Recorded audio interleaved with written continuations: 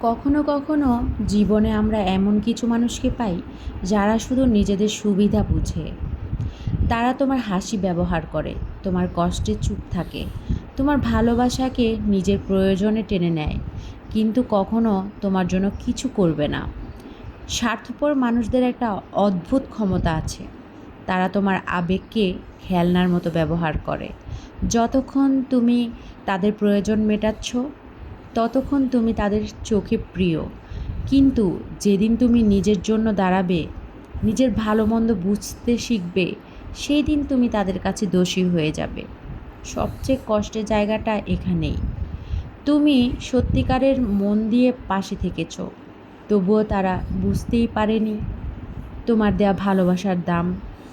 তারা শুধু নিয়েছে তোমার সময়, তোমার শক্তি, তোমার বিশ্বাস, তোমার স্বপ্ন, কিন্তু বিনিময়ে ফিরিয়ে দিয়েছে শুধুই অবহেলা আর অভিযোগ। স্বার্থপর মানুষদের চোখে সম্পর্ক কোনো আবেগ নয়, সেটা যেন একটা লেনদেন। তারা সব সময় হিসাব রাখে, আমি কতটা পেলাম, আমি কতটা লাভে আছি। অথচ ভালোবাসা কোনো লাভ লোকসানের খেলা নয়। ভালোবাসা মানে নিঃস্বার্থভাবে দেয়া, আরেকজনকে নিজের মতো করে আগলে রাখা। জীবনের পথে যতই আমরা এগোই, একটা সময় এসে বুঝি স্বার্থপর মানুষকে বোঝানোর চেষ্টা বৃথা।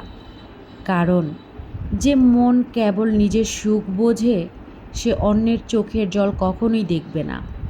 তাই সবচেয়ে বড় উপহার যা তুমি নিজেকে দিতে পারো, তা হলো এমন মানুষদের থেকে দূরে থাকা। তাদের ছেড়ে দেয়া মানে ঘৃণা নয়, এটা নিজেকে রক্ষা করা। কারণ যে মানুষ তোমাকে নিজের সুবিধার জন্য ভালোবাসে, তার কাছে তুমি কখনোই মানুষ ছিলে না, তুমি ছিলে শুধু একটা সুযোগ। আর মানুষের জীবনে কখনোই সুযোগের মতো বাঁচা উচিত নয়।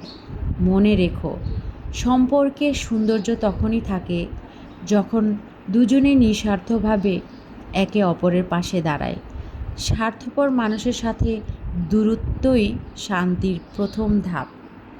আরেকটা জিনিস বুঝতে হবে, স্বার্থপর মানুষকে পরিবর্তন করা তোমার দায়িত্ব না। কারণ পরিবর্তন সবসময় ভেতর থেকে আসে, চাপ দিয়ে নয়।